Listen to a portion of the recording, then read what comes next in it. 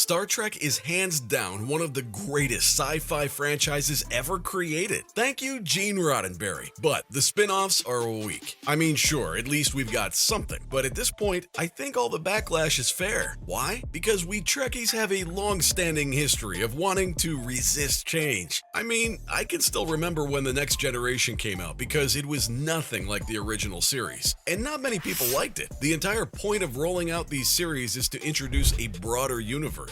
But I feel like the shows strayed too far away from the essence of the original concept. And no, you can't lie to me and say, oh, we're okay with the changes, because I know no one is. Look at what's happening in Picard now. It's hard to imagine that the creators would take such a route, but they just replaced Majel Barrett as the ship's computers. And I know, you can't bring a person back from the dead, obviously. But we just made ChatGPT, you guys. I'm pretty sure we can whip up some software to replicate a person's voice. Or does that already exist? I'm pretty sure it does. So why on earth are we not using it? Stuff like this is downright frustrating, because there's so much that fans want from the show, and there's just so little that the creators give us. After all the backlash, we're gonna keep doing what we're doing, and that's not being happy about the shows. I mean, can you blame us? Shows like Discovery and Picard are not authentic Star Trek. To be honest, I was really hoping that Picard Season 3 would be different, but I guess we're all just burnt out from expecting too much. I know we can't have it all, but we can still enjoy some crumbs, right? Wrong!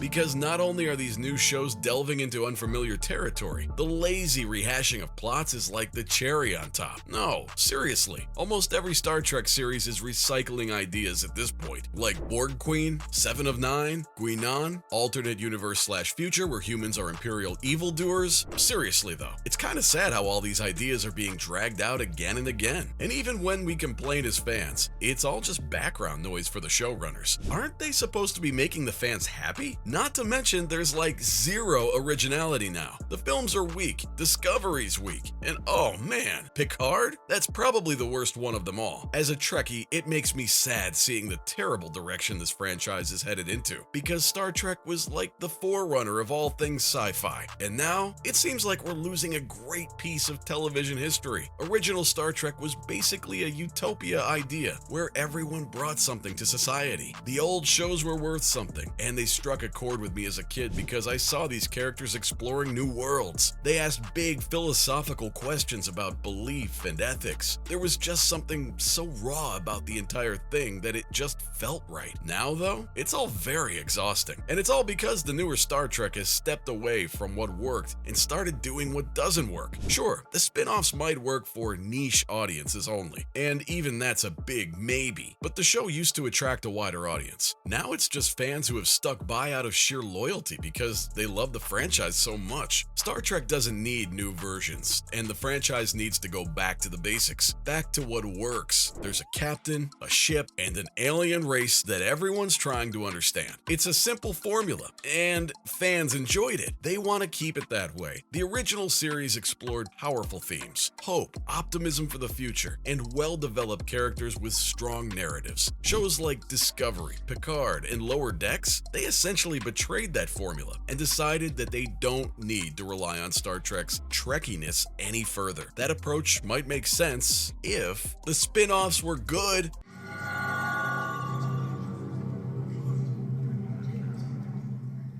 Hi. Sorry to interrupt. I'm Christopher Pike. My world is called Earth. And though it's far from here, my people and yours are very much alike. Instead, we're left with shows without meaningful values and principles. Boneheaded showrunners that are making decisions that, in the end, fail to make sense. For example, why does Spock need to have an adoptive sister that no one's ever heard of? Or what about the time Picard had his soul downloaded into a robot body that ultimately died of old age? Or how about the time they turned Q in the Dominion War into some punchline for a joke that wasn't even funny? Sure, I may sound cynical, but you can't deny that I'm speaking the truth. And speaking for millions of Trekkies around the world who feel the same way. No wonder fans went off with every new show that rolled out. And I know backlash typically comes with change. We saw this even when Metallica changed their sound, and when Pepsi and Coke changed their formulas. But the only difference here is that those changes were good, or at least passable. They didn't hurt the brand image. And you know what's really ticked me off with all this? Executive producer and showrunner Terry C. Metalis thinks fans are nitpicking. I mean, seriously? Maybe you'd get fewer complaints from us, Terry, if you produce higher quality shows. We'd do less of that if you gave us something to work with. Look, don't get me wrong. There's some things that Picard did get right. It allowed the timeline to move forward, something the franchise desperately needed. I mean, for 2 decades, Star Trek was stuck in the past. Star Trek Enterprise was a prequel to the early days of the Federation. Steady, Travis.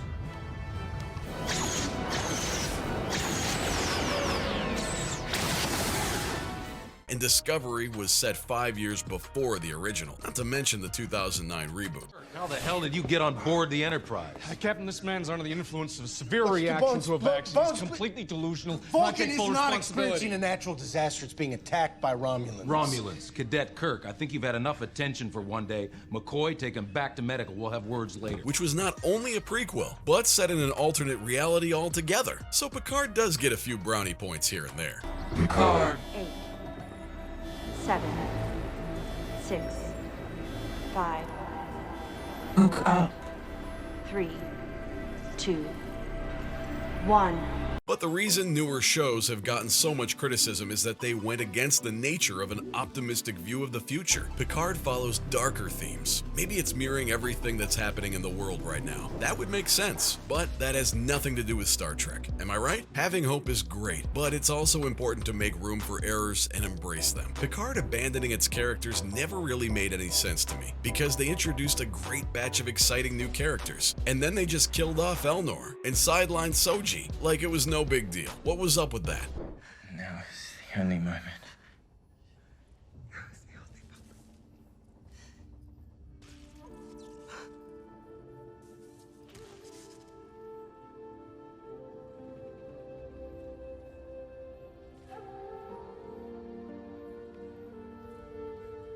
How's it going so far? Okay. Great. The first day I worked.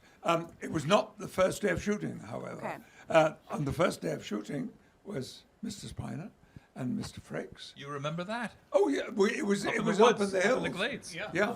And I worked the second day, and my first scene, I didn't have a line to speak. We ended up with a chunk of the original cast of the new show gone by season 2. And sure, the cast from The Next Generation took over. And I do love seeing familiar faces on my screen, but I was actually starting to warm up to the new ones. I guess the greatest pitfall of the entire show is how it plays like a streaming series. If I had it my way, I'd make them feature-length films instead. That way, we won't have any blurs between episodes. And it would be a well-fleshed-out experience. There you have it, Trekkies. Those were fan complaints about the new Star Trek spin-offs.